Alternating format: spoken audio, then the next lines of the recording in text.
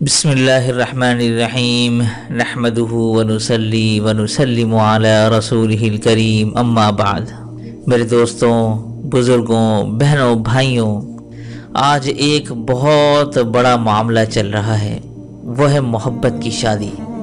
बहुत बड़ा एक मिसहैप है कि अपने बच्चे भाग रहे हैं, अदालतों में जा रहे हैं और मर्जी की शादी करने जा रहे हैं, और माँ बाप डटे हुए हैं अपनी मर्जी पूरी करवाने के लिए। ये भी नादान हैं, वो भी नादान हैं। इन नौजवानों से कहता हूँ कि ऐसा इश्क ना करो कि अदालतों में जाकर निकाह करने लगें। माँ बाप की दुआ ना मिली तो जिंदगी भर बहार नहीं देखोगे। और माँ बाप से कहता हूँ कि ऐसा जुल्म ना करो कि बस तेरी यही शादी करनी है तो कर, वरना जहाँ जाना चाहता है चला जा। ऐसा जुल्म भी मत करो। हमारे देश में बेटियों से कोई पूछता ही नहीं कि बेटी ये रिश्ता है तेरा, कर लें।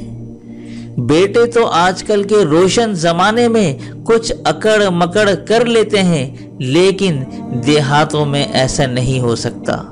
लड़की को वहीं करनी पड़ेगी जहां बाप ने कह दिया। ये ज्यादती और जुल्म नहीं तो और क्या है।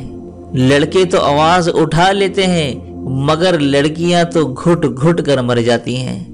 कोई माँ बाप ये सलीका नहीं रखता कि बेटी ये तेरा रिश्ता आया है, हम कर दें, तेरी पसंद है हम कर दें।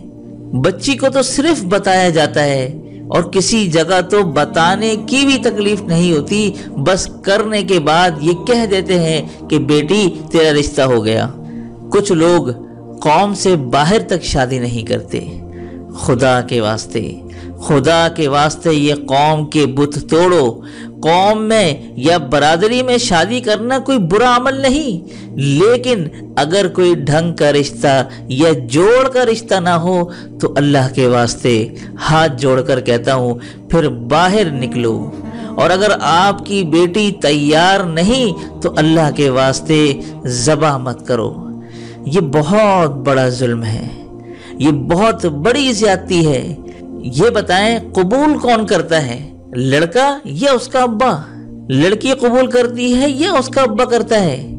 ये इख्तियार तो शरीयत ने बच्चे को दिया है, ये इख्तियार तो शरीयत ने बच्ची को दिया है कि मैंने कबूल किया। अगर ये कहेंगे तो ही निकाह होगा, वरना नहीं होगा। कई गांवों में कितनी बच्चियों को इसी नाम पर ज़िबा कर दिया जाता है, जबकि लड़के जिना भी कर लें तो ये कहा जाता है लड़के हैं, गलती हो जाती है। लेकिन जब बेटी पर शक आ जाए तो उसे शक के नाम पर भी ज़िबा कर देते हैं। मेरे नबी ने तो आखिरी खुतबे में बेटों के लिए नसीहत नहीं फरमाई, बल्कि औरत के लिए नसीहत फरमाई कि तुम्हें औरतों के बारे में नसीहत करके जा रहा हूँ। ऐसी दर्द भरी दास्तान हम जानते हैं जो हमारे दाएं बाएं होती रहती हैं। माँ बाप से इल्तिजा है कि अल्लाह के वास्ते माँ बाप होने का गलत फ़ायदा ना उठाओ कि ना इधर शादी करनी है ना उधर शादी करनी है, बल्कि जहाँ हम कहें वहाँ करो, वरना बैठे रहो। कई लड़कियाँ बगैर शादी के बुढ़ापा गुजार जाती हैं, वो भी इस वजह से कि कौम में कोई रिश्ता ही नहीं था, खानदान में रिश्ता कोई नहीं था। ये सितम आज हमारे देश में है। सिर्फ जमीन दबाना ही जुल्म नहीं होता, बल्कि ये भी जुल्म है। मौजिज़ नाज़रीन व सामीन, रिश्ता मांगने वाले अली और मांगा जा रहा है फातिमा का। अल्लाह अकबर। नबियों के बाद सबसे अजीम जोड़ी जो है वो अली और फातिमा की है, और आसमान पर ये रिश्ता तय हो चुका था। अली आकर बैठ जाते हैं और शर्म की वजह से कुछ बोल नहीं सकते। हुजूर ने फरमाया कि अली किस लिए आए हो? तो अली रजी अल्लाह ताला अन्हो चुप हो जाते हैं। फरमाया कि फातिमा के रिश्ते के लिए आए होगे? तो अली ने फरमाया कि हाँ।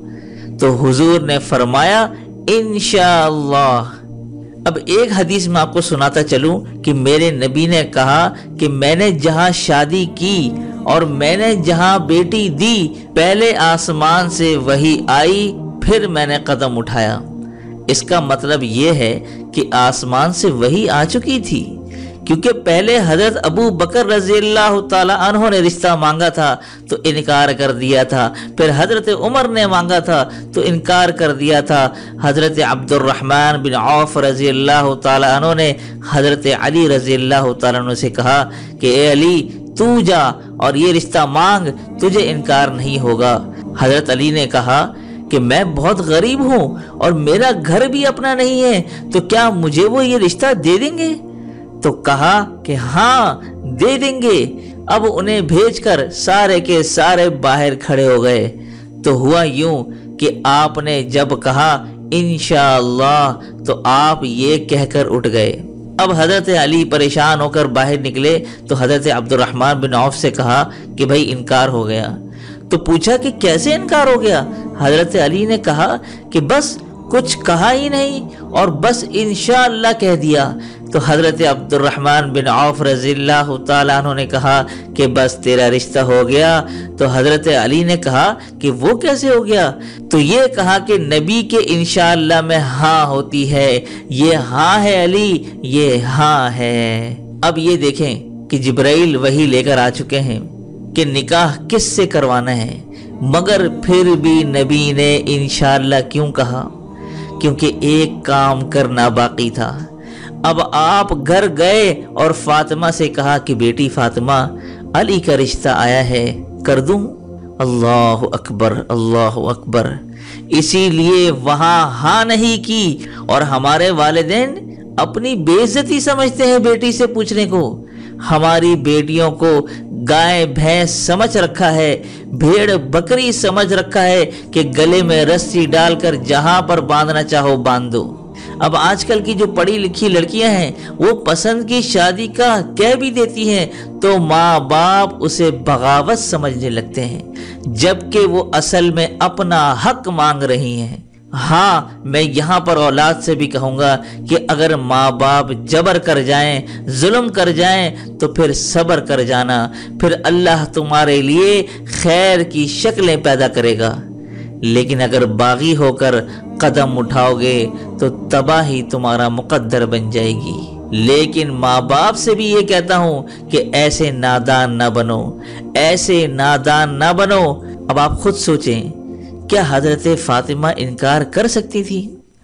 کیا حضرت فاطمہ پر اتنا اعتماد نہیں تھا میرے نبی کو کہ حضور حضرت فاطمہ سے بغیر پوچھے یہ فرماتے کہ ہاں علی ٹھیک ہے میں نے نکاح کیا، میں بعد میں خود پوچھ لوں گا؟ بلکہ ہمیں تو یہ سبق حضور نے سکھانا تھا کہ جوڑی آسمانوں پر طے ہو چکی ہے، اس میں بھی پہلے پوچھنا ضروری ہے۔ حضرت فاطمہ نے عرض کی جی ہاں میں بالکل تیار ہوں۔ پھر واپس آئے اور فرمایا کہ علی مجمع اکٹھا کرو۔ مجمع اکٹھا ہوا اور پھر منبر پر بیٹھے اور فرمایا کہ لوگوں، جبرائیل میرے پاس پیغام لے کر آئے اور اللہ نے کہا کہ میں اپنی بیٹی فاطمہ کا ہاتھ علی کے ہاتھ میں دے دوں۔ پھر پوچھا گیا تو پھر آپ نے حضرت فاطمہ سے یہ پوچھا کیوں تھا؟ تو فرمایا اے میری امت، بچیوں سے پوچھنا، بچیوں سے پوچھنا، زندگی انہوں نے گزارنی ہے۔ حال تو یہ ہے کہ وراثت میں کوئی حصہ نہیں دیتا۔ کیا تمہاری بیٹی کوڑے کے ڈھیر میں ملی تھی، یا کہیں یتیم خانے سے اٹھا کر لائے تھے، یا کسی اور پیٹ میں اس نے پرورش پائی تھی، یا کسی اور کی چھاتی کا دودھ پیا تھا، یا کسی اور پانی سے یہ بنی ہے؟ اسی پانی سے وہی بنی جس پانی سے تمہارا بیٹا ہوا، اسی چھاتی کا دودھ اس نے بھی پیا جس چھاتی کا بیٹے نے پیا۔ آج کل کے بھائی ساری جائیداد پر قابض بن کر بیٹھ جاتے ہیں اور بہنوں کو محروم کر دیتے ہیں، یہاں تک کہ وہ محتاج بن جاتی ہیں۔ اور یہ ہر گھر کی کہانی ہے، ہر گھر کی کہانی ہے۔ آج کل سب یہی کر رہے ہیں۔ لاکھوں میں کوئی ایک ہوگا جو بچیوں کی وراثت کا انتظام کرتا ہوگا۔ باپ مر گیا، ماں بیوہ ہو گئی، اگر باپ کی وراثت ہے تو 8واں حصہ ماں کا ہے۔ ماں کو یہاں تک نہ پہنچاؤ کہ تمہارے سامنے یوں ہاتھ پھیلانے لگ جائے، جن کی چھاتیاں لٹک گئیں تمہیں دودھ پلاتے ہوئے، اور یوں کہے کہ مجھے پیسے دے دو، مجھے پیسے دے دو۔ اے لوگوں، میرے نبی نے کہا کہ اے علی، میں نے فاطمہ بنت محمد کا نکاح تمہارے ساتھ کیا، تو کیا تمہیں قبول ہے؟ تو حضرت علی نے کہا کہ قبول ہے، اور حضرت علی سجدے میں گر گئے اور یہ آیت پڑھی، رب اوزعنی ان اشکر نعمتک التی انعمت علی، اور ہمارے نبی نے زور سے اس پر آمین کہا، اور ہمارے نبی نے شہد کا شربت پلایا یا چھوارے کھلائے، اور رخصتی کی مہینے بعد، 6 مہینے بعد یا سال بعد، مختلف روایات ہیں۔ تو حضرت علی آئے اور آپ کو اندر لے گئے اور حضرت فاطمہ کا ہاتھ پکڑا اور علی کے ہاتھ میں دیا اور فرمایا کہ علی، آپ کو نبی کی بیٹی مبارک ہو۔ اور حضرت فاطمہ سے کہا کہ مجھے جو اپنے خاندان میں سب سے زیادہ محبوب تھا، اس کے ہاتھ میں تمہارا ہاتھ میں نے دے دیا ہے۔ جس کا فیصلہ آسمانوں سے اترا ہو وہ نبی پھر بھی اپنی بیٹی سے پوچھتا ہے، مگر افسوس، صد افسوس کہ ہم نام نہاد غیرت کے نام پر مرے کٹے جا رہے ہیں۔ اگر خاندان میں جوڑ کا رشتہ ملے تو وہ بہتر ہے، مگر ایسا کوئی جوڑ کا رشتہ نہ ملے تو خاندان سے باہر کر لو۔ یہ ارائیوں کا بت توڑو، یہ راجپوتوں کا بت توڑو، یہ پٹھان، یہ شیخ کا بت توڑو، ان سے باہر نکلو۔ خام خام نبی کے عاشق ہونے کا دعویٰ مت کرو۔ اگر واقعی عاشق ہو تو جو نبی نے کہا، جو نبی نے کیا، وہ کرتے کیوں نہیں؟ میرے نبی نے اپنی ساری بیٹیاں بنو امیہ کے خاندان میں دی اور صرف ایک بیٹی اپنے خاندان میں دی۔ اپنے نبی کو تو دیکھو کیا کیا کیا ہے انہوں نے۔ ہم تو اپنے نبی سے بھی آگے جا چکے ہیں۔ کئی لوگ تو یہ کہتے ہیں کہ میں راضی ہوں اور لڑکی بھی راضی ہے، مگر والدین یہی کہتے ہیں کہ ہم ارائیوں سے باہر نہیں کریں گے، ہم شیخوں سے باہر نہیں کریں گے، ہم پٹھانوں سے باہر نہیں کریں گے۔ میری بس اتنی سی درخواست ہے کہ بس کورٹ میرج نہ کرنا، اس سے برکت نہیں ہوتی۔ اور اگر من پسند رشتہ نہیں ملے تو صبر کر جاؤ، اور اللہ صبر کرنے والوں کے ساتھ ہے۔ تو میرے معزز ناظرین و سامعین، یہ ایک خوبصورت زندگی ہے جس کو سیکھنے کی ضرورت ہے۔ یہ زندگی کے وہ مسائل ہیں جو عام طور سے ممبر سے بیان نہیں ہوتے، عام طور سے ان کو سامنے ہی نہیں لایا جاتا، جس کی وجہ سے ہم ایسی الجھنوں میں پڑے ہوئے ہیں۔ میں آپ سے التجا کرتا ہوں کہ اپنے نبی کی زندگی پڑھو، قرآن پڑھو، سیرت پڑھو، علماء سے رابطہ رکھو، علماء کو عزت دو، ہر فرقے کے عالم کو عزت دو۔ آپ سے اختلاف کریں تو آپ ان کو برا بھلا نہ کہیں، عزت سے سلام کرو، محبت کرو۔ تو آئیں آج ہم اجتماعی توبہ کرتے ہیں۔ توبہ سے اللہ بہت خوش ہوتا ہے۔ کہو سب کہ یا اللہ میری توبہ، یا اللہ میری توبہ، پھر کہیں یا اللہ میری پکی توبہ۔ اب اگر پکی توبہ کر لی تو آپ کے سب پچھلے گناہ معاف ہیں۔ اللہ ہم سب کی توبہ قبول فرمائے اور استقامت نصیب فرمائے، آمین ثم آمین۔ وآخر دعوانا الحمد للہ رب العالمین۔